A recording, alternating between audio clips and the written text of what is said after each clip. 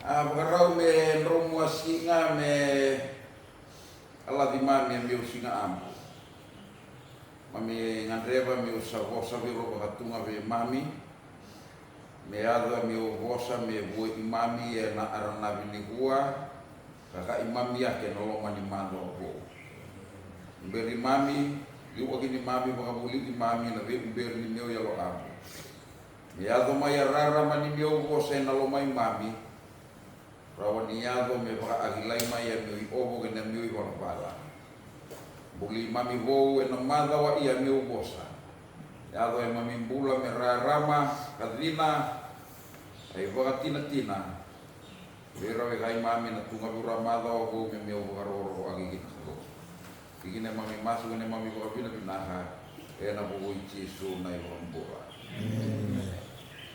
Au suka bawala nga baka oolo e tungai tuhu mai na madao bau e na para sa manileso ni masu e na ulu ara na masu e idemo ni nonda bula bakayango se bakayalo balea ke maka di atau masu e na mae o tambula baka e alo ia na numa e ko ke malaro iye alo mo e ngomong abure na lo iye etina kene bale-bale amasu e makawalangan ni demo ni bula bakayalo ay demo sarangan ni otang bula au loko bakayamo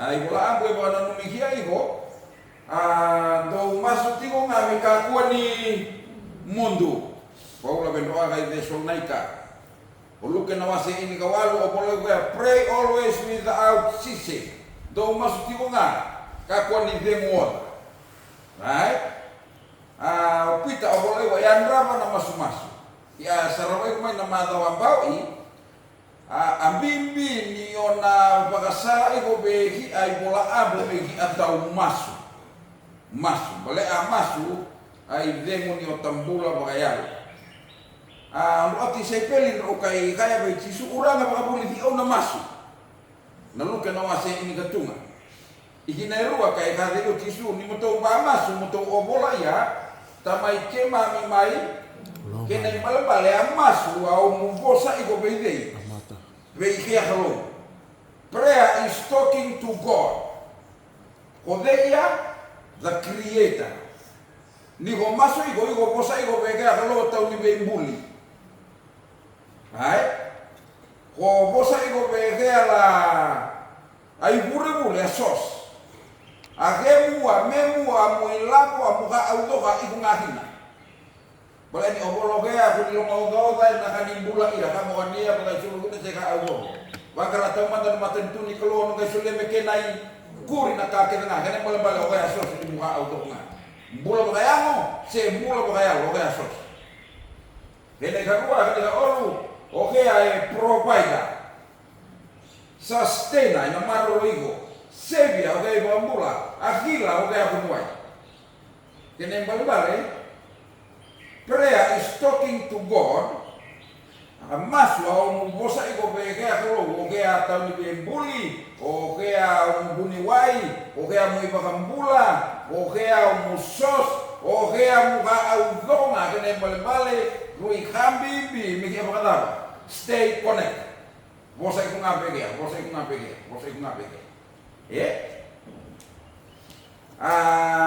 asal mga bilugan ng madawa bawi ni masu kapos sa peheklo right wala mapakampulay na lakoy lomalangi enalay tuite ko mera ikukina kalong sero lay iko bagay na kalong yun na lay iko bagay na kalong iyo hila pa na tumakali elia mi alay iko na tumakali kay peng nalubi kene balik ya ke opolai vai bola amu ni goira amma ani kalo wer na lago loma lagi ran lai iko ba na kalo wer lai be ala no ba na kalo kene balik ba to mo buli da rawai ke mutau ko sabe ke kalo namas ke maka ni idi mi otambula metau ko sabe ke kalo ke ko kale mo sabe kata ba ke ida bale a prayer is talking to God kene balik build a habit of talking to God again. Go sarawa iko beke again. Kene bale pagabuli daw tambula mitaw masu again. Bale Hitunga hai makanya mau agina membulai ye yuna makanya ni tahapa ilo mala. Kene ka olu opola iba madu no maseo no olu sura bulu sakila na tamamu do na kasa ya ngabe kim do nimbera ni ko maswa ko kan pakila ka au do na ya tamamu na ka opola no ka do mas ngam ka kunten. Mu a cisu mikila mu a kalu mikila. Oi ko bahara rabi ko ka behea se osaki akine unga muka uko na kai mali. Wala yo sakilana tamamu do na kasa ya ngabeki mudo ye mu anga okea mo bosake begea. Urang amaka ki moto urang apa maka masih mai bale. Urang ko ka ya aku mai ibo. Dia babuli do tambura miki bakata. Miki amasu ke begea. Mulan amata mas ko na mulan ama ai tau bakara rabi ngabege to. Ningon lagi amaka kina ni masu igila ko kalau ni amaka uni mu ikige amaka ni rabi ngabege.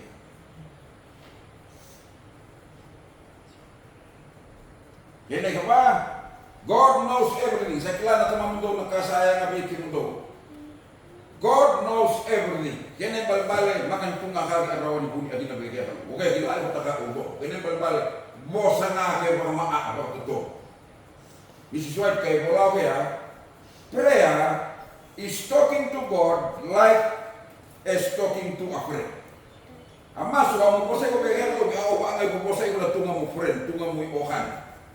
Kena balik-balik makan raw di bubuni adina bege tumaha bal okay gila aw. Rumah kay pula rara menen prusai. We must speak the words of the heart and to say only what we mean. Obola nga kebege kalau wakasara nga ngan reba welom.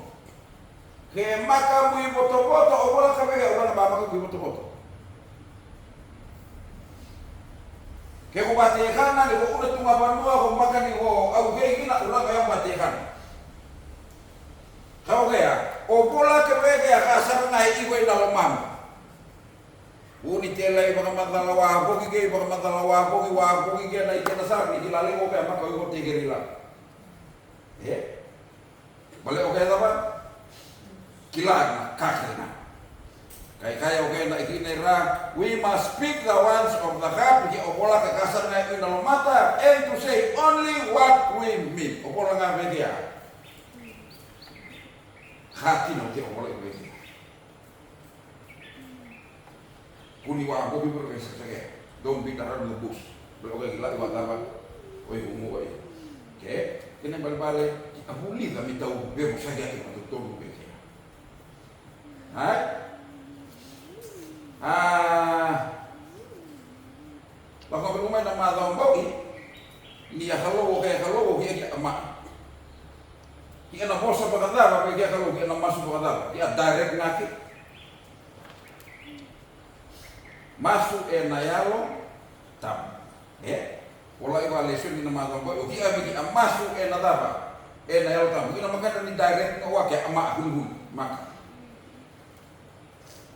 Ya lo abu memberi ami baka pulidi dia na masu bale ni bola abu na yo ta musa ke na nonda malu ni sa semani kila na ka eta kre kene bale yang andre ba ya lo abu ni rawo ni baka bu ye na lo mata ha oi ko na masu ko ba oi ko na bola ina ye maka ya lo abu o ki ana baka ya uya umrah makali ba anga hira faris. Kung nasuaga di apakah pulita ikaw ng matawang bawi. Dua, apakah salah bagi atau masuk ke ngahuan ni demo. Kaya kedua, prayer is talking to God. Masuk apa sampai ke lo. Right? Ni ko sa ko ke lo maka niya nga mo intrusara, maka niya nga mo hambul sa. Maka niya nga mo lago sa ibal ni lo. Kung nasobo lagi na hari na kailang di rumah ikaw na bitang matawai. Kaya kalau talk to God through the Holy Spirit.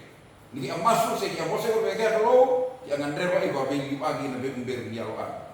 Kaya pa na yalo tabu na liu tagi kenda menda bebu tuni baka tutusan donu biuta. Bukai kenda na yalo tabu menda nganga may nanonda ibala-balada enda tao raw kina. Kabukai kenda na yalo tabu menda bula baka nundong na mata nito. Katakan ya am. Okay. Prayer is the breath of blood. Masuk aide mo nonton bula. Wakayamo, wakayari. Kene kaono na masu bakang bula na daba. Nayalo kay na daba. Kay na yan. Ang masu bakang bula yalo bakang na yan. Agba tu apa so ama ay masu nga bambula. Bambula. Maka kita beri tu ngapikra. Ay, wasi na hine gabiu katakan na wasi tunga prayer brings the Holy Spirit.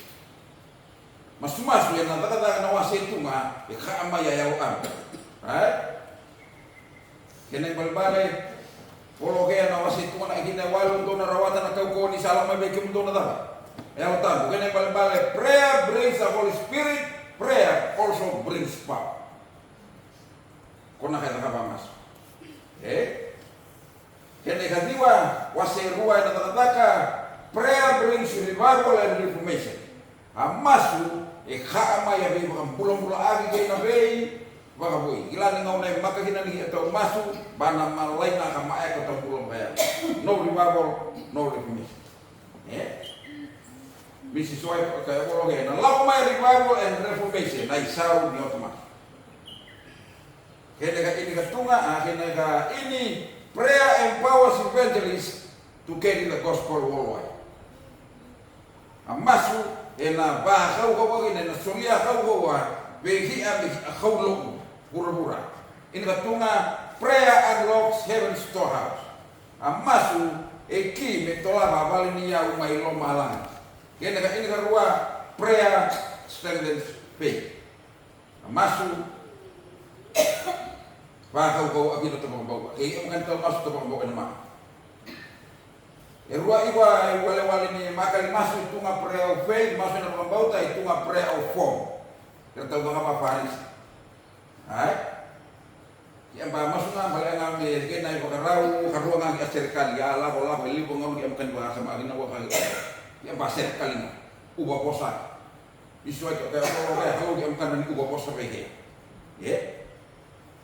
Kau kaya bos ngake bakatotong mo kana ibu na lumang kubola kebege. To the point. Olo ibu makali masuk. Personal or secret or private prayer. Korea omong aoyo. Kene karua family prayer. Kene ka olo public prayer. Right? Karena bini gua anak rumah laki bakalai-lai. Ay maay ni kasuwas ni masuk. Na private prayer. Okay. Private prayer. Namali wala ka nawaseon. Ikinay 5, kaya na ikinay 1. Private prayer. Sabo iwa family prayer, kaya na public prayer. Madi nawaseon, ikinay 5, kaya na ikinay 1. Dapat polo kaya, botolo. Yan ko sa masuk kakuha ni bakatagira ng daw bakay sini. Ni rasabi na kata meron kataba. Tu enabay bali ni lotu, kay nabay sini sala ni ramasu. Meray dira kinakuira na tamata. Au sakay bakay dinabay kimundo, satu nga bayra na kinay sal. Wono. Iya koy ko ni ko sa masu, duro ginanumulongi. Iya ni ko sa sungota na kinakatumba, masu buwana tamamu sa tambongo. Iya na tamamu sa rayga na kaebuni, na sauma Roma tak hine ono. Ko iko ni ko sa masu, ako sa iyo bedi. Bego, individual, private prayer. Maka ni boso ka na bubali, maka ni boso na isko sokolo. Boso ko ya, ibego. Baka ayat tu.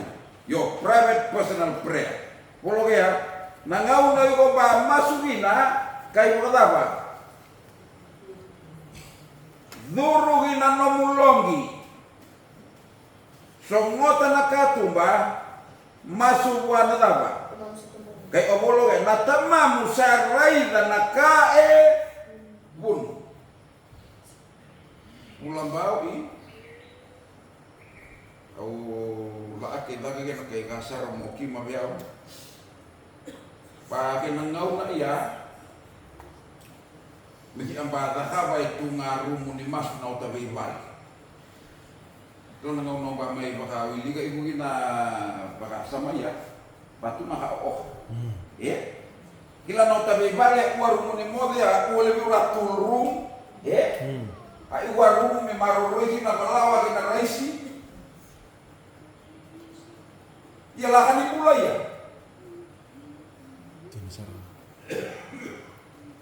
kila kuna da tunga ani kina kaitie tunga kaya tunga ani kina bora kaitia koi ra kaitia makani ka bimbi bira la ilo wi balilo koi ra asar nama ya ora kalau ka meta ka tunga ke na pale kita kan do walu mahal ye tunga buli le buat obola be kita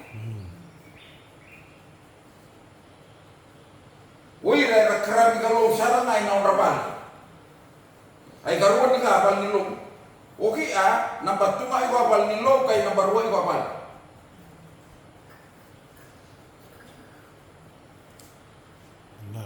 Di upaka ina pa iko lesson ya, patunga kare, bigi amba dabu ikalawa, bigi amba takapa itunga rumu ni masu na utuan. Kayo reyo kaya ni ko sa masu duru gina no mudaba, duru gina no mulongi. Masuk wana tamamu sa kadaba kona kina mu personal time na hoy ko ake na kro kila ka Mrs. White the church is sweet but individual people in the church never pray ogi gila ko nga ogi la masuk kali masuk bagay sok makan ikaw na private prayer kona kina buna ngongohi na utambula makayalo amaya tunga kona kina buna ngongohi na utabu bale kona kina ngongohi na utaisoko soko leo di logo bale maka private prayer kau kaya ni usaha masu duru kina nomulongi kaya kaya songota na laba songota na katumba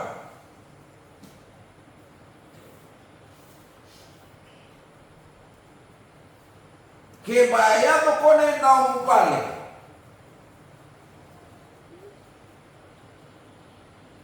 batara konawe na onalongi melaki masu kiko iko pale kunikati bege sala bisa ngambuka oke salah ko mas ina na ngombe ko ba ara kita mo bola abu mo bulita bola abu no mbale auto opolo iko ya kono ko be posagi ko akin ko akalo we posa iko bi kena imbal-bale me huwa pero ni tunga kami pada sosa adiko se me hudi tunga kami ako somo ma ya una posa iko bi ko kalu kona kita mo private time akin ko bulita ma posa se ko masuk ko be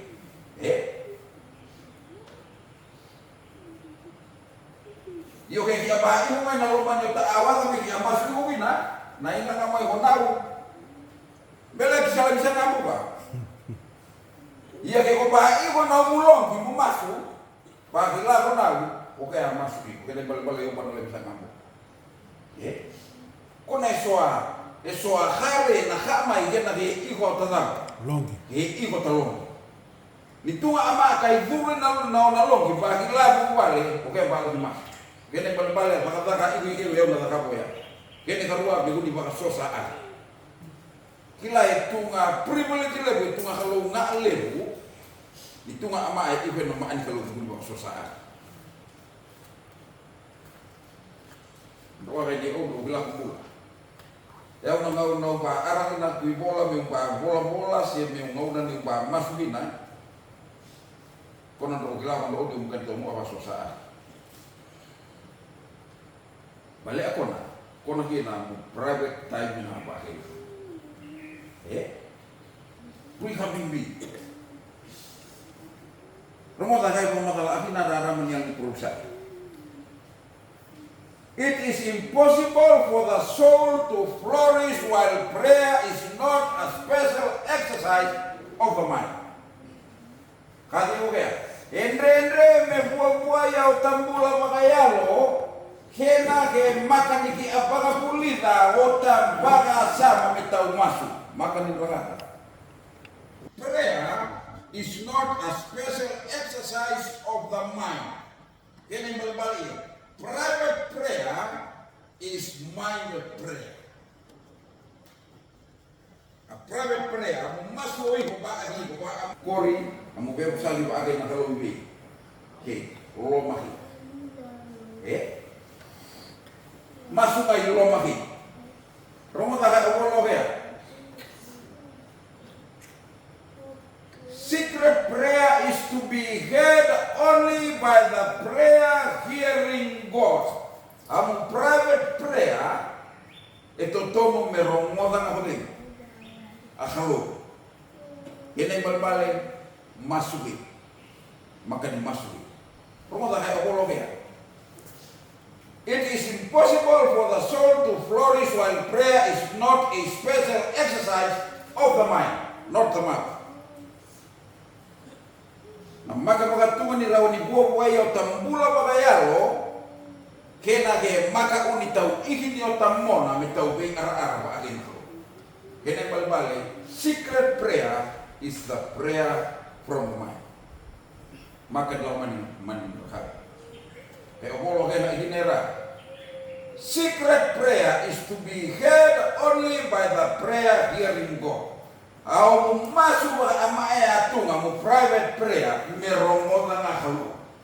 Na numa iko ni ko paka solo kakana ko de rongo na mo masuk. Ni ko paka solo kakana. O de rongo na mo masuk.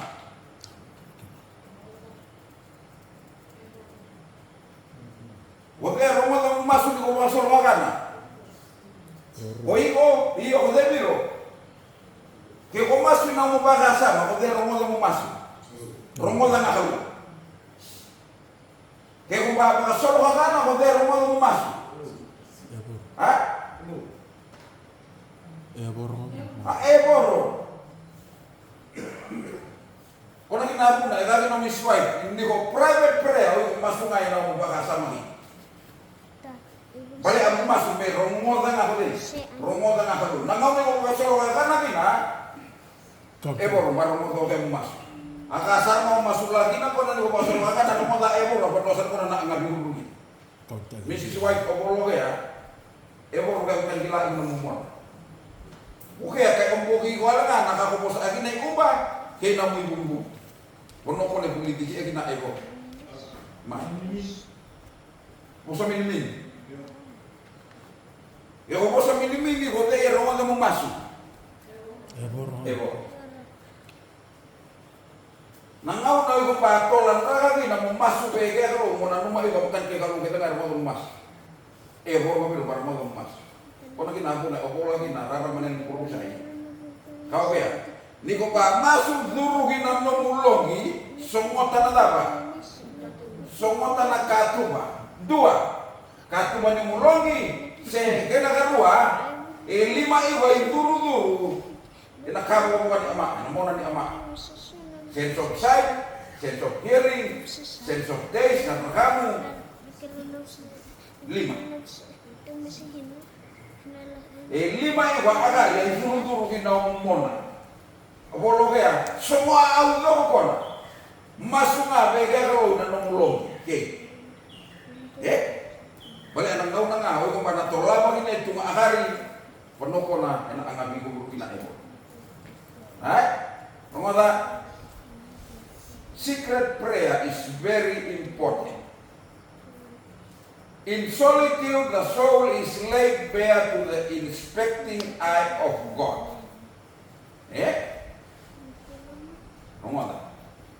Secret prayer is to be heard only by the prayer hearing God. Ang private prayer, ang masukede, merong moda nga kalo, may kukurin ito nga rumoda. Kaya kasi yung kaya. No curious ear is to receive the burden of such petitions.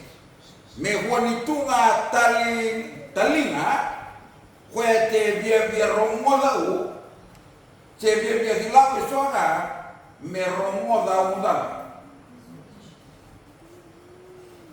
Amu idola. Kau kaya me huanito nga talinga, Meroma tamu isolado. Bale o ga matanga azbola bulu ko na isolado. Kona kina takabuni. Au takabuni kona bigi opola nga bigi kalau nga meroma. Maka niya nga meroma ko ka iya maka meroma ya meroma ko ka iya o ala seperti. Kona womu nga akin kalau private prayer. Right? In secret prayer, the soul is free from surrounding influences, free from excitement. Kung kita pula, kung kita pula ambil kembang, masuk lawan dan nunggu apa? Nunggu. Kesenul. Mana? Ro miki tu Arab bakal lepo ki lebih dulu bakal sih ki tu masuk. Nunggu ki atabu kena taleka. Ba kontak ki ki olo kena ebor. Kelapa kami bikin kena ta ngona kian ka kalau ta masuk na ta bakasama. Main. Momeleki. Kaya ba masuk ibo, o ikon kay lake tunga lalai ruhumunga kay lay sibigay ni tunga rikyo.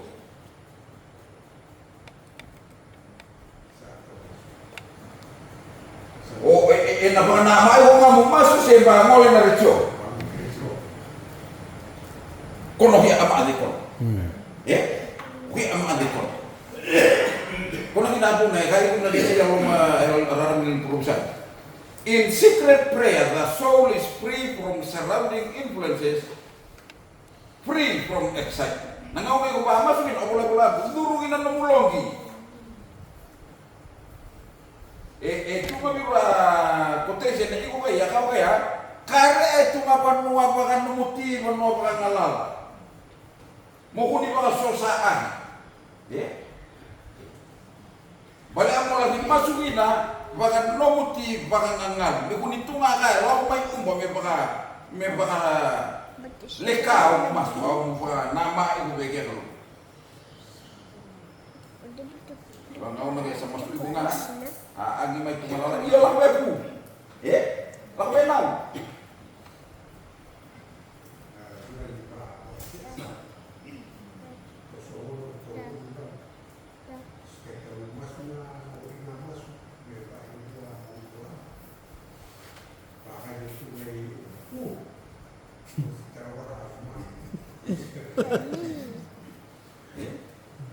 Lah baru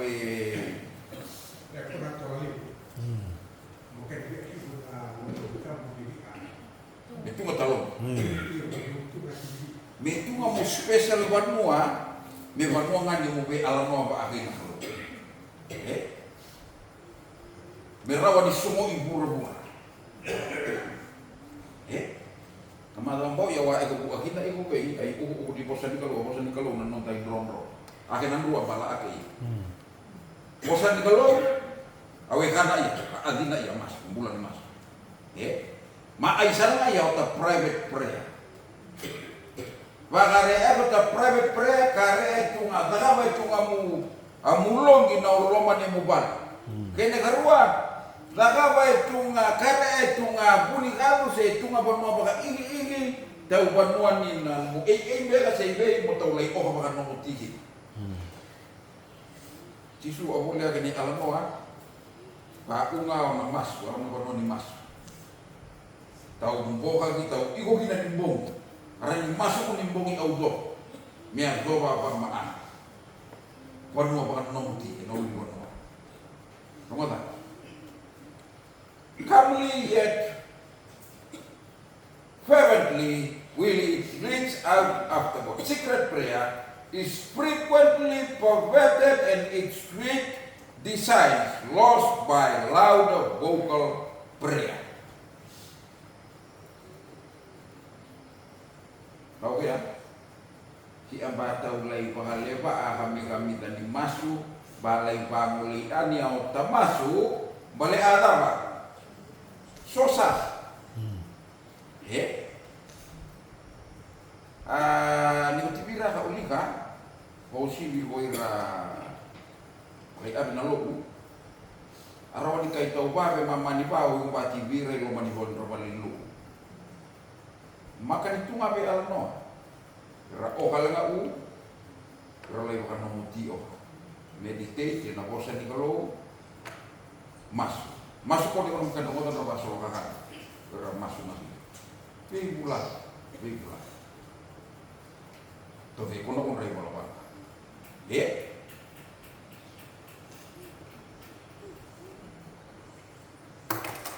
rai ko kan wala samanya rumah. There is a storm of feeling, a storm of words, making it impossible to discern the still small voice that speaks to the soul while engaged in its secret, true, heartfelt devotion. Kaya ito iyo kaya, ningaw na kiabalay masukina, kaya baka di ko kaya understand ang kinararaman nila so di masuki abi alam mo akin na ikoy. Lebuaro romo o polo storms of feeling ni ko ra o kirkido ra babang akin na to music rabang akin na music kay lago ba akin na loko bunaw se masu me kay rawani baka mo togi ra romo kon mer kay alam kona kay haba uwa at kahit nakaba meta, merawa ni diabetes, akin ako kaya kami dani masu, kami dani bewe kani ni bosa bege kalau kay bang agin ako kay tungabi bili ko na, may pagkapotong agin na ama kay naw na mas, kay na umaubi di iko kinakalo. Kay ko di iko kaya. Ni bala maya be maakali romo, le maya be maakali masu bou, kay kau kaya. Bahkan rendre akina mehi romoda atau mulai pokoknya tahu bosa iku main nelotan di abi ara lu pakai rumah. Ini balik yang mu imerawan di emas we nelota iloma, imerawan di romot oke lah to mulai ko. Basi ada ba amo sa narukuta, ke bana amo rumah to mulai ko. Ila kalau oke bosa na be yo to mo. Na be yo to ba asan. Kalau bosa iko na nabe nyo tabakasa kay rawala nga mo gitata ko na ni ko o ka ngalu o iko kay maswa ke bege kalau ina mo bakasa may lo o kay rawa bege ya di kay bosa may ni ko bosa ko o iko bege na mo bakasa may loma balea ena banga ngalu maka di ko pasul sa ani o kay nga biro rawa me bosa may namubaka sa may loma bali azab bali ani ko ibo na tunga pa mo kan mulo promoda secret prayer properly carried out is productive of great good kayo kaya auta private prayer auta masuk para amaya tunga ni azakaba mi au ba'a genai bala tip pelan, pemerintah ini buat, kau kaya, na buai, bukan lirusan, na pangsudu mamili ay lirusan kan, prayer which is made public to the entire family and neighborhood is not secret prayer. Ano maibo? Ni ko kay o ka paagira mubale paagira biro munay ba ko na ba kay secret prayer. Secret prayer o iho nga pare mo. Nanu kay law ba gina tunga biro lubebo so ko wali ko na makan secret prayer. Secret prayer o mo nga paagi mo. Kamu loman rumah mo complain na dapat au doh nga mo loman leka. Oi kona sopera tunga pebege. Kela ka au doko na makan mu mer mo tunga ma. Mu mer mo kana. Makan mu mer mo si ad. Bale kana de mo si ad la kasar mo masuk lagi na ko na angabi ko tugi. Mu mer mo kana ko. Kaya okay na ikine ra even though God to be and divine strength is not reciprocal. Obolo ya. A public prayer bahkan a family prayer. Kaya ya ki ana makani rawa baga ama aya tunga kina kau steak makan rawai ena family prayer ena public prayer oke rawai tunga ena secret prayer kau pau ena makani rawa nito o makani kau agina a private prayer betu kaina numa me kai lama betu o kau ena family prayer ena public prayer na sekolah rumah family prayer ba unga kena kalunga public worship prayer na sekolah unga kena kalunga a private prayer oke ya ikaraba auto iki amba ma iki amba mu agina ya lutina ina private prayer akakona ina makambasi ka agina family prayer makambasi ka agina public prayer na sekolah ke batamu auta private prayer ve alia auta sasanga ina family prayer ke na auta sasanga ina public prayer ya na family balik ada balik akhalubi oke personal ko oke one to one pawan itu ngai sekolah we na baka au iho be dia au do kale ni lo ya tunga baka bulan-bulan ag may private prayer pawan itu nga bubale na baka au iho ale bubale au do baka ko may ni private prayer ke baka ko au do kale ni bubale na private prayer na tunga bubale ko na kau ota bubale au dogo ni aba ho mai na ota private prayer family prayer na tibi buana na sekolah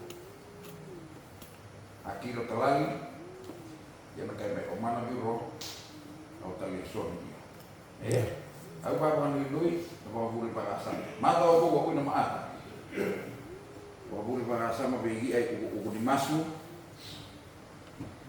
ena arana bini kuah aku lani kare ni bapa obo ahina ena matwa iya private prayer au munga ba agina kalu maka ni ko yang ragu itu mama se hote ba ra itu mama ayo yang dia beli tahun private prayer maka obo ahina na matwa iya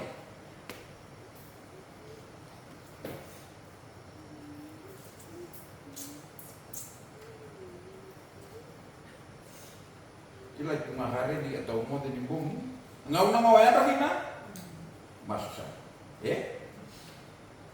na ngau na mau kita di bumi dari sarana masuk kan kami pandai try ngau na mawaya rahina masuk di sini di bola ho ayo konek ngai ko akhir na kalau kita lagi konek kita masuk